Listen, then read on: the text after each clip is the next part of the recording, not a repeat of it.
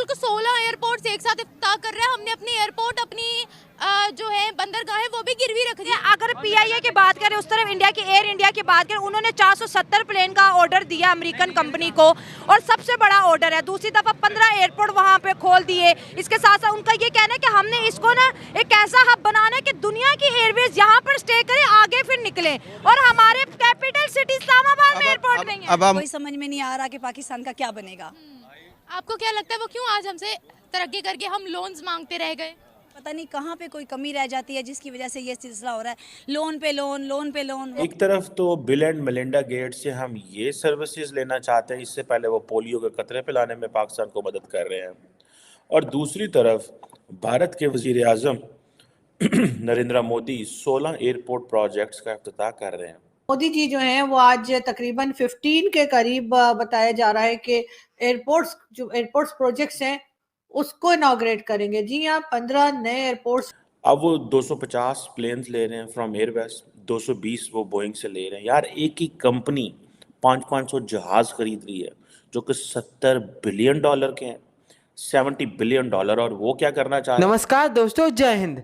भारत में इतनी तेजी से एयरपोर्ट का निर्माण हो रहा है कि जितनी तेजी से एयरपोर्ट विकसित देशों में भी नहीं बनते। अब हाल ही में प्रधानमंत्री मोदी ने रविवार को 15 नए एयरपोर्ट को देश के लिए समर्पित किया है। साथ ही देश के विभिन्न शहरों में बनाए गए 12 हवाई अड्डों पर बनाए गए टर्मिनलों का उद्घाटन भी किया है। इसके साथ 3 और एयरपोर्ट पर नई टर्मिनल बिल्डिंग बनाने के लिए शिलान्यास भी किया गया है। प्रधानमंत्री कार्यालय के द्वारा दी गई जानकारी में यह बताया गया कि पीएम मोदी ने 9800 करोड़ रुपए की 15 एयरपोर्ट परियोजनाओं का लोकार्पण और शिलान्यास किया। इन 15 एयरपोर्ट में से दिल्ली, ग्वालियर, पुणे, कोल्हापुर, जबलपुर, लखनऊ, अलीगढ़, आजमगढ़, चित्रकूट, मुरादाबाद और आदमपुर में 12 एयरपोर्ट की नई टर्मिनल बिल्डिंग का उद्घाटन किया गया। इन परियोजनाओं के साथ दिल्ली एयरपोर्ट की क्षमता को और ज्यादा बढ़ा दिया गया है और ग्वालियर एयरपोर्ट में 16 महीने की समय अवधि में एक नई टर्मिनल बिल्डिंग बनकर तैयार हो चुकी है। पीएम मोदी के द्वारा वर्चुअल तौर पर इन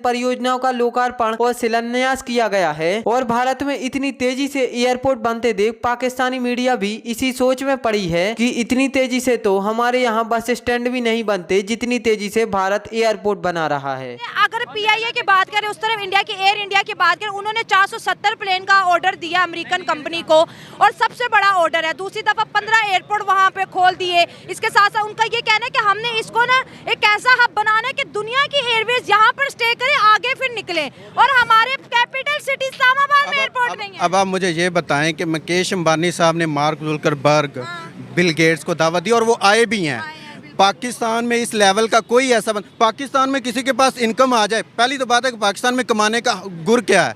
कनाडा के अंदर अमीर आदमी है, बरतानिया के अंदर अमीर आदमी है, अमेरिका के अंदर अमीर आदमी है, वो आपको सड़कों पे मिलेगा। यहाँ पे सड़कों पे नहीं फिर सकता क्योंकि उसने अपना कमाया ही नहीं होता, उसने लूटा होता है दूसरों को, और वो डर होता है, उसके दुश्मन 700 होते हैं, फिर एक पीछे डाला रखना पड़ता है, एक आगे रखना पड़ता है। ये बात आपको पता है, क्योंकि एनर्जी क्राइसिस पूरे नहीं हो सकते। एक मंगला डैम, तरबेला डैम पूरा नहीं उतर सकता। पॉपुलेशन जिस तरह से बढ़ी है या जिस तरह से एनर्जी क्राइसिस आ रहे, नहीं पूरा उतर सकता। करके दिखाएं कोई। मुझे माई का लाल यहाँ पे जो जिसकी पाकिस्तान में कंपनी है, मैं ये ओपन चैलेंज कर रहा हूँ कि वो मुझे ऑडिट करे, क्लियर कट सही तरह का ऑडिट हो। ये वो वाला ऑडिट नहीं जिसमें बैरूनी रेमिटेंस जो है या बाहर की जो फंडिंग उसमें शामिल, सही तरह से उसका ऑडिट करे और एनर्जी क्राइसिस के ऊपर जो है वो प्लस माइनस करे, डेफिसिट चेक करे। अगर हम उनकी बात करें, वो लोग तो ग्रो कर रहे हैं, डे बाय डे ग्रो कर रहे हैं। अभी जो अगर करंट हम फिर जो करंट न्यूज़ चल रही है उसमें देखें तो अंबानी जिनने शादी की अपने बेटे की, तो उन्होंने सिर्फ अपने जो फैमिली है उसको प्रमोट नहीं किया, उन्होंने अपनी कंट्री में उन लोगों को बुलाया है जो टेक्नोलॉजी के ऑनर्स हैं।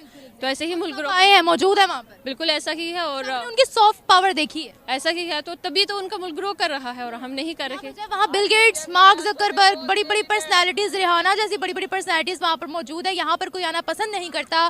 क्या वजह है? उनको ये खतरा है कि हम कहीं उनसे लोन की अपील ना कर दें। यहाँ पे सबसे बड़ा खतरा ये है, मैं इंटरनेशनली काम कर रही हूँ और डिफरेंट प्रोजेक्ट्स, बल्कि कल वुमेंस डे था तो उसके हवाले से मैं पाकिस्तान के अंदर करना चाह रही थी इवेंट।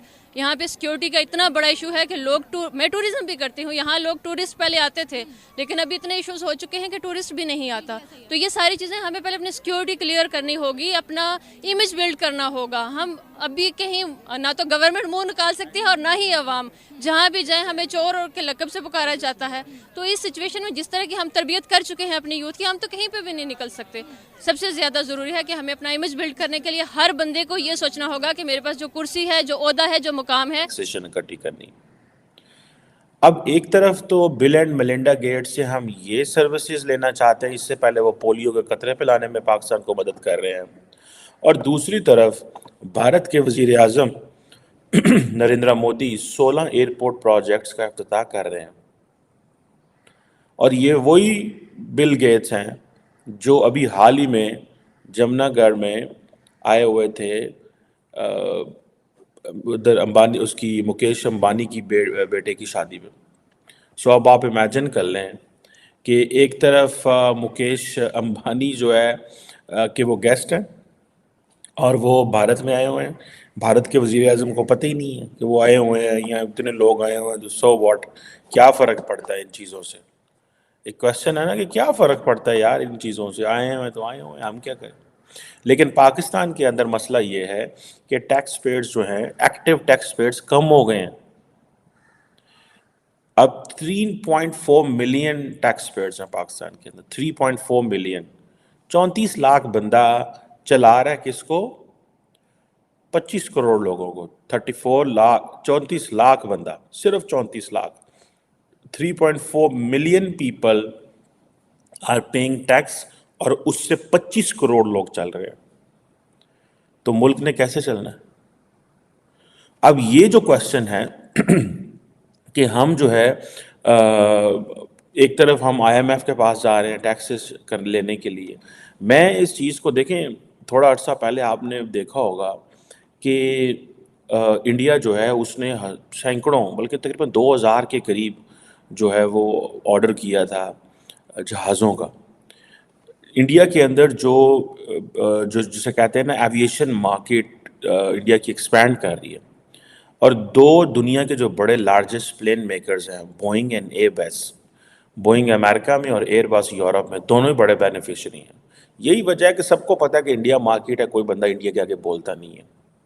और ये आप देखें, अब लास्ट फरवरी में आई थिंक एयर इंडिया जो कि टाटा ग्रुप जो कि उन्होंने ले ली, अब वो 250 प्लेन्स ले रहे हैं फ्रॉम एयरबस, 220 वो बोइंग से ले रहे हैं। यार एक ही कंपनी 500 जहाज़ खरीद रही है जो कि $70 बिलियन के हैं, $70 बिलियन। और वो क्या करना चाह रहे हैं? ये जो इन एयरपोर्ट्स की भी हम बात करते हैं, लेकिन इन एयरपोर्ट्स को देखें कि वो क्या कर रहे हैं। एक तो देखिए, एक कंपनी अगर अभी देखिए, अगले दिन हमने थोड़े दिन पहले कहा था कि यार टाटा जो है, ठीक है प्री इंडिपेंडेंस है, जब पाकिस्तान और भारत की जिसे कहते हैं ना आज़ादी से पहले की ये कंपनियां हैं, और आप उनको देखें कि वो काफ़ी ज़्यादा काम कर रही हैं इंडिया के अंदर। सो मैं आपको मज़े की बात बताऊं, हम तो बिल एंड मेलिंडा गेट्स के पास चले जाते हैं पैसे लेने। वो बिल एंड मेलिंडा गेट्स को रखते हैं साइड पे, आके देखो वो अब वो चाय वाले को ऑफर कर रहे हैं, वो जो लड़का था जिसने उनको चाय पिलाई।